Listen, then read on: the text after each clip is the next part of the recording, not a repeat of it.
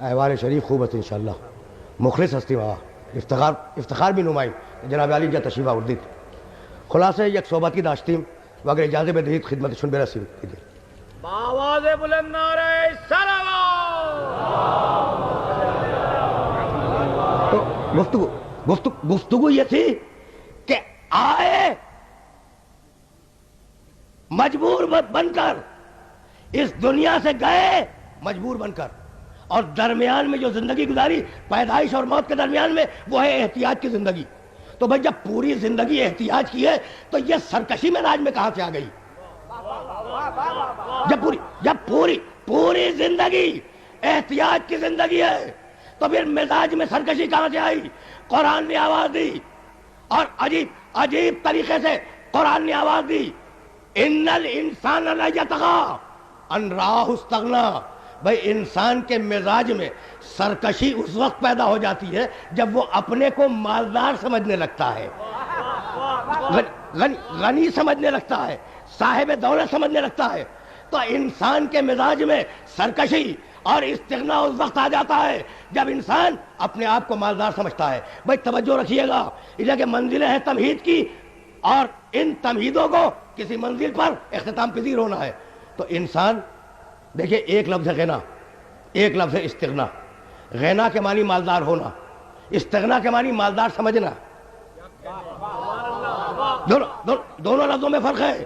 غنا کے معنی مالدار ہونا، استغنا کے معنی اپنے آپ کو مالدار سمجھنا. بھائی مال میں بہت توجہ. وہ لوگ جو خصوصیت سے علم معاشیات کا ذوق رکھتے ہیں انہیں متوجہ کر رہا ہوں، اس لیے کہ جانا آگے ہے. مال میں مالیت کہاں سے پیدا ہوتی ہے؟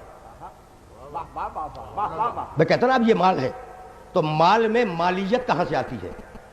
مال کی تعریف عرض کروں، المال ما یمیل الیہ النفس، جس کی طرف نفس کا رجحان ہو جائے اور نفس جسے چاہنے لگے، جس کی طرف خواہی چلی جائے، وہ مال بن جاتا ہے. بھائی بہت توجہ کیجئے گا، جس کی طرف انسان کی توجہ ہو جائے، جس چیز کو انسان طلب کرے، وہ مال بن جاتا ہے. بھائی عجیب بات یہ ہے کہ انسان کی طلب پر مال بننے کا انحصار ہے.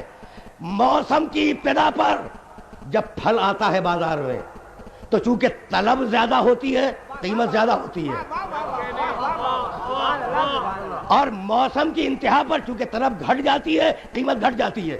تو قیمت کا معیار انسان کی طلب ہے. بھائی بات واضح ہو رہی ہے نا؟ قیمت کا معیار اور مال کا معیار انسان کی طلب ہے. رصد اور طلب کے فلسفے کو ماہرین معاشیات میں حل کیا. اب میں روکنا چاہ رہا ہوں اپنے سارے سننے والوں کو کہ سونا انسان کی بنیادی ضرورت میں کہیں کام نہیں آتا، چاندی انسان کی بنیادی ضرورت میں کہیں کام نہیں آتی، لیکن چونکہ تمہاری توجہ ہے سونے کی طرف اس میں قیمت پیدا ہو گئی. بات پہنچ رہی ہے؟ سونا چاندی انسان کی بنیادی ضرورت میں کہیں کام نہیں آتے، لیکن تمہاری توجہ چونکہ سونے چاندی کی طرف ہو گئی اس میں قیمت پیدا ہو گئی. اور روٹی جس پر تمہاری زندگی کا دار و مدار ہے، اور پیغمبر اکرم نے کہا تھا اکرم الخبز لولا الخبز لما عبد اللہ. بھائی روٹی کا احترام کرو، پیغمبر کی روایت ہے، روٹی کا احترام کرو. اگر روٹی نہ ہو تو انسان کافر ہو جائے، اگر روٹی نہ ہو تو انسان کافر ہو جائے. اگر پانی نہ ہو تو انسان ایک دن بھی پیاس برداشت نہ کر سکے. پانی بے قیمت چونکہ توجہ نہیں ہے، روٹی بے قیمت چونکہ توجہ نہیں ہے، سونا قیمتی چونکہ سب اس کی طرف جھک رہے ہیں، چاندی قیمتی چونکہ سب جھک رہے ہیں، پہاڑوں سے نکالے ہوئے پتھر قیمتی. بھائی تمہاری بنیادی ضرورت میں ہیرا کام آتا ہے؟ نہیں آتا، اس کے باوجود اس کی قیمت ہے. بھائی توجہ رکھیے گا، کیوں ہے؟ بس تمہید اس منزل پر رک گئی. قیمت کیوں ہے؟ ایک سننے والے سے پوچھ رہا ہوں. بھائی ہیرے میں کہاں سے قیمت آ گئی؟ ہے کیا اس میں؟ کھاتے ہو، پیتے ہو، اسے اوڑھ کے سوتے ہو، کرتے کیا ہو؟ اچھا سونے میں کیا چیز تھی جس کی وجہ سے اسے قیمتی بنا دیا؟ تو سونے کو، چاندی کو، ہیرے کو تم نے قیمتی بنایا ہے. بھائی بہت توجہ رکھیے گا، یعنی سونے چاندی کو تم نے عزت دی ہے. تو تم انسان ہو، تم اشرف المخلوق ہو، تم نے عزت دے دی سونے کو، سونا بن گیا. تم نے عزت دے دی چاندی کو، چاندی چاندی بن گئی. اب کتنی بدقسمتی ہے انسان کی کہ جس مال کو عزت دے کے مال بنائے وہی مال انسان کی عزت بن جائے. جس مال کو عزت دے کر انسان مال بنائے وہی مال انسان کی عزت بن جائے. یہ ممکن نہیں ہے. مال کی عزت تم سے ہے, تمہاری عزت مال سے نہیں ہے. مال کی عزت تم سے ہے, تمہاری عزت مال سے نہیں ہے. تو اب تمہاری عزت کیا ہے؟ تمہاری عزت آخرت سے ہے. میں موضوع سے متصل ہوا اور یہ ساری تمہید اسی مرحلے تک آنے کے لیے تھی. بھائی مال کی عزت تم سے, تمہاری عزت آخرت سے, تمہاری عزت تقرب اللہ سے, تمہاری عزت ہدایت سے, تمہاری عزت کتنے قریب ہو اللہ سے. تو بھئی یہ سارا جھگڑا نسبتوں کا ہے. جتنی نسبتیں قریب ہوں گی اتنے ہی عزت دار بنو گے. بھئی بہت توجہ, بہت توجہ, اس لیے کہ یہ ساری تمہید اس مرحلے کے لیے تھی. سارا جھگڑا نسبتوں کا ہے. اگر قریب ہو کسی صاحب فضیلت سے, تمہاری نسبت متصل ہے صاحب فضیلت سے, تو تم صاحب فضیلت ہو. اور اگر دور ہو صاحب فضیلت سے تو تم صاحب فضیلت نہیں ہو. عرض کروں بھائی, قرآن کے نام پر تم نے کبھی کپڑا چوما, کبھی کاغذ چوما. تمہید گزر گئی.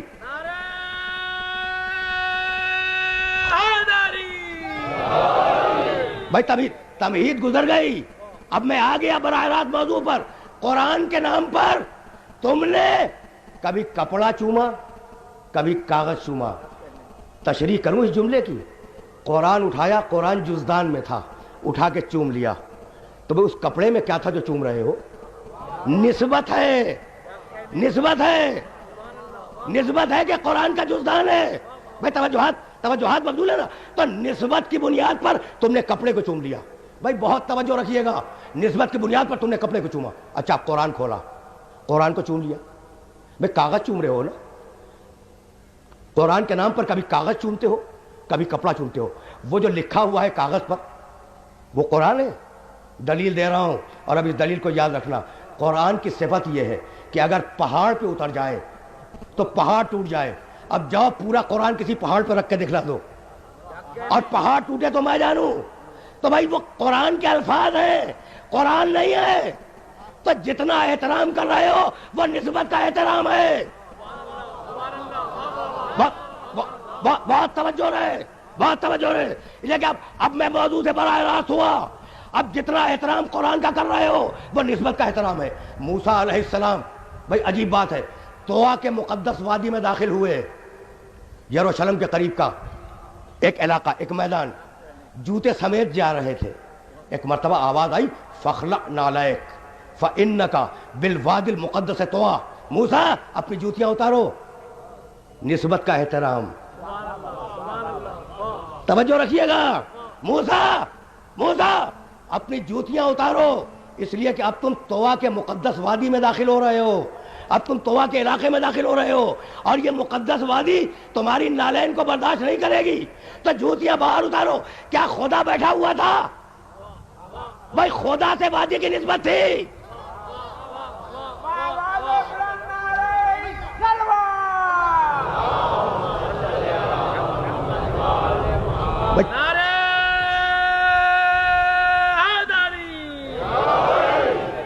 آہستہ آہستہ آہستہ چلتے رہے. کہیں جانا ہے تو اب طوا کے مقدس وادی کا احترام, نسبت کا احترام. قرآن کا احترام, نسبت کا احترام. اچھا اب یہ خانہ کعبہ پتھر ہے, اینٹ ہے, گارا ہے, چھت ہے, دیواریں ہیں, دروازہ ہے. اچھا اللہ کبھی اس میں آیا؟ گھر ہے نا اللہ کا, کبھی آیا اللہ اس گھر کے اندر؟ اچھا سجدہ کیے جا رہے ہو, بہت توجہ رکھیے گا, سجدہ کیے جا رہے ہو, کبھی اللہ اس گھر میں آیا؟ کیوں سجدہ کر رہے ہو؟ یعنی غیر مسلم اگر ہمیں کعبے کی طرف سجدہ کرتے ہوئے دیکھے, غیر مسلم, تو کیا کہے گا کہ یہ کعبے کی عبادت کر رہے ہیں. حالانکہ کعبے کی عبادت نہیں ہے, کعبے کی طرف عبادت ہے. عبادت اللہ کی, چہرہ جھکے کعبے کی طرف. تو اب پروردگار تو کبھی آیا؟ کہا نہیں. نسبت کا احترام ہے. کیا کہنے, سبحان اللہ. نسبت کا احترام ہے، چونکہ اللہ کا گھر ہے بھائی، موضوع کو آگے جانا ہے، اور جب موضوع کو آگے جانا ہے تو یہ جملے ذہن میں محفوظ ہو جائیں، چونکہ گھر اللہ کا ہے۔ ہم نے کہا اچھا اللہ کا گھر؟ کہا کہ ہاں یہ گھر اللہ کا۔ کہا کبھی پچھلے زمانے میں رہتا تھا؟ کہا نہیں کبھی نہیں رہا۔ اچھا کبھی مستقبل میں اللہ رہے گا؟ کہا نہیں مستقبل میں بھی رہے گا، نہیں رہے گا، نہ ماضی میں رہا نہ مستقبل میں رہا۔ تو ہم نے کہا پھر اس کے اندر ہے کیا؟ کہنے لگے کچھ نہیں ہے، کچھ بھی نہیں ہے۔ اچھا تو پھر ہم نے کہا یہ احترام؟ کہا نسبت کا، تو خالی کعبے کے آگے سجدہ ہوگا اور خالی تابوت کو اگر چومے تو بدعت بن جائے۔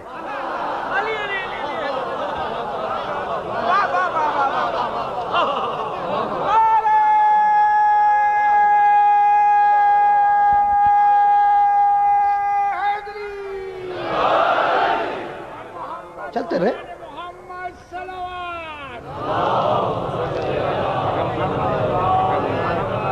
بھائی، چلتے رہے آہستہ آہستہ میرے ساتھ چلتے رہے بھائی، کسی مرحلے تک تو پہنچنا ہی ہے آج کی اس تقریر میں۔ تو اب بیت اللہ، میں نے 13 رجب کے سلسلے میں جشن مولود کعبہ کی تقریر کرتے ہوئے ایک جملہ کہا تھا، اور چاہ رہا ہوں کہ وہ جملہ اپنی ہی تقریر سے لے کر اپنے سننے والوں کو ہدیہ کر دوں۔ بھائی بیت اللہ اللہ کا گھر آیا نہیں کبھی اس میں؟ اچھا احترام ہے نسبت کا، اور ورب العرش العظیم، قسم ہے عرش عظیم کے رب کی۔ بھائی توجہ رکھیے گا، بیت گھر، عرش تخت، اب 2 لفظ ہو گئے۔ تو اللہ نے اس پوری کائنات میں اپنے لیے کل 2 جگہ معین کی، زمین پر اپنے لیے بیت بنایا اور آسمانوں میں اپنے لیے عرش بنایا۔ اب عرش کے معنی تخت۔ اچھا وہ تخت نہیں جو گھروں میں سونے کے لیے استعمال ہوتا ہے، تخت وہ چیز جس پر پرانے زمانے میں بادشاہ بیٹھتے تھے۔ اب کچھ تخت کے معنی واضح ہوئے، یعنی سرکاری کرسی۔ بھائی بہت توجہ رکھیے گا، تو زمین پر گھر ہے، زمین پر گھر ہے، آسمانوں میں عرش ہے، عرش کے معنی تخت۔ اب عجیب ہے کہ زمین پہ اپنے لیے گھر بنواتا ہے، جس میں کبھی نہیں رہا وہ اس کا گھر، اور جس پر کبھی نہیں بیٹھا وہ اس کا تخت۔ بھائی کچھ بات واضح ہو رہی ہو تو یہیں سے میں آگے چلا جاؤں۔ بھائی کبھی گھر میں آیا نہیں آیا، کبھی آنے کا امکان نہیں آنے کا امکان ہے، لیکن ہے اللہ کا گھر۔ اچھا کبھی عرش پہ بیٹھا نہیں بیٹھا، کبھی مستقبل میں عرش پہ بیٹھنے کا امکان ہے؟ کہا کہ نہیں ہے۔ تو بھائی عجیب بات ہمیشہ کے لیے یاد رکھنا کہ ہر انسان کی 2 جگہیں ہوتی ہیں، ایک اس کی ذاتی جگہ، ایک اس کی سرکاری جگہ۔ ہر انسان کی 2 جگہیں ہوتی ہیں، ایک ذاتی جگہ ایک سرکاری جگہ۔ میرا گھر میری ذاتی جگہ ہے، میرا ممبر میری سرکاری جگہ ہے۔ یہ پیغام پہنچ گیا؟ گھر میری ذاتی جگہ ہے، ممبر میری سرکاری جگہ ہے۔ میں کھانا کھاؤں گا اپنے گھر میں، پانی پیوں گا اپنے گھر میں، سوؤں گا اپنے گھر میں، میری نسل بڑھے گی میرے گھر میں، مجلس پڑھوں گا ممبر سے۔ اب یہ بات الٹے گی نہیں کہ کھانا میں ممبر پہ کھاؤں، پانی میں ممبر پر پیوں، میری نسل ممبر سے بڑھ جائے، اور گھر میں جا کے مجلس پڑھوں۔ تو جو کام جہاں سجتا ہے اس کام کو وہیں کیا جاتا ہے۔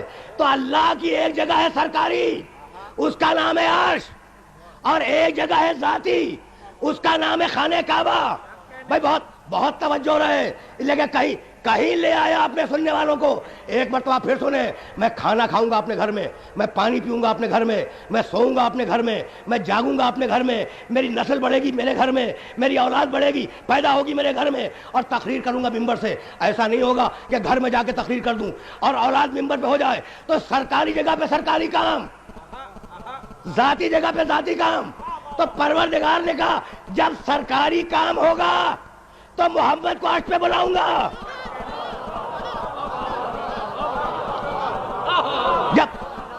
جب سرکاری کام ہوگا تو محمد کو عرش پہ بلاؤں گا، اور جب ذاتی کام ہوگا تو علی کو اپنے گھر میں پیدا کروا دوں گا۔